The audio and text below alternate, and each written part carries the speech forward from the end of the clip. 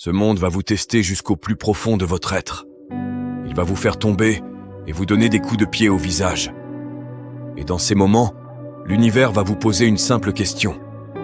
Jusqu'à quel point le voulez-vous vraiment? Jusqu'à quel point êtes-vous prêt à tout perdre?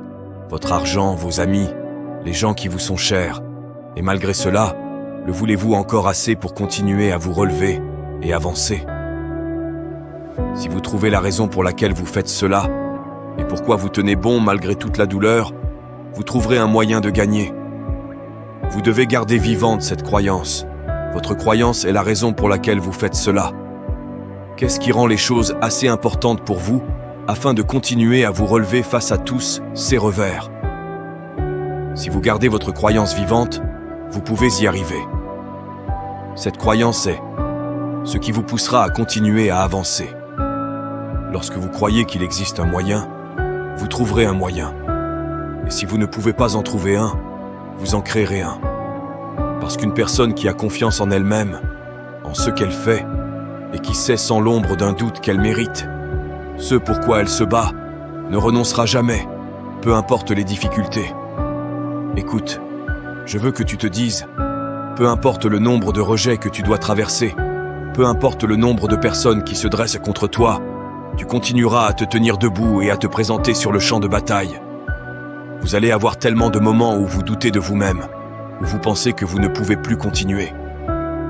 Mais je veux que vous vous rappeliez que ces moments difficiles ne sont pas là pour rester. Ils sont là pour passer. Ne pas obtenir ce que vous voulez peut être l'expérience la plus précieuse de votre vie.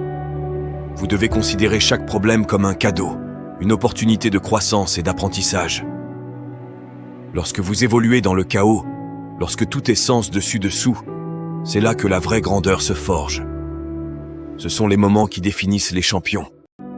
Ce sont les creusets où les versions les plus fortes de nous-mêmes sont façonnées.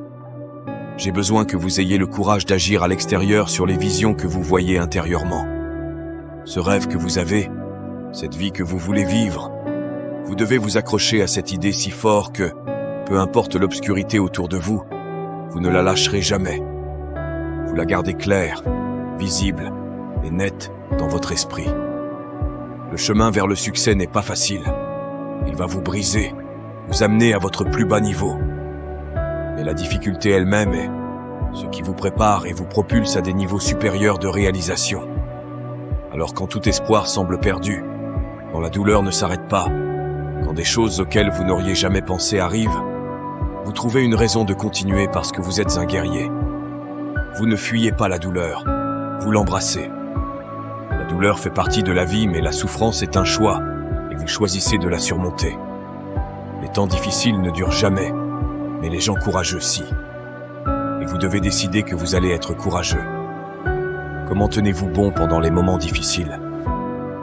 Vous devez avoir la foi. Vous devez croire en vous-même, en vos capacités, en votre vision, en vos rêves et en vos idées.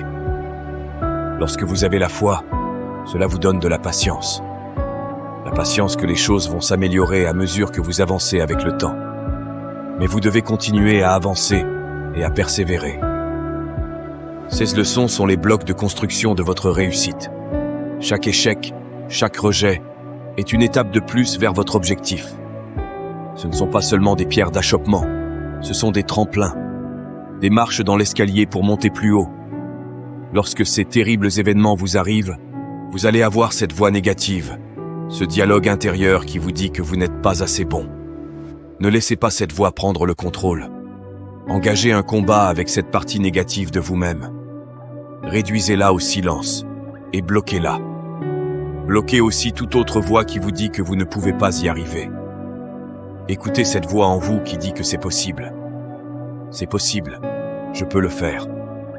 Je sais que j'en suis capable. Je sais que là où je suis en ce moment n'est pas là où je vais rester pour le reste de ma vie. J'ai tellement plus à offrir. J'ai le pouvoir de tout changer pour moi, et je ne vais pas m'arrêter tant que je n'aurai pas obtenu ce que je veux, car je le mérite.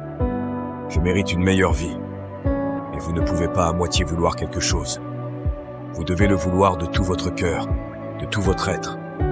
Vous devez être prêt à y consacrer toute votre énergie, tous vos efforts et toute votre concentration pour y parvenir.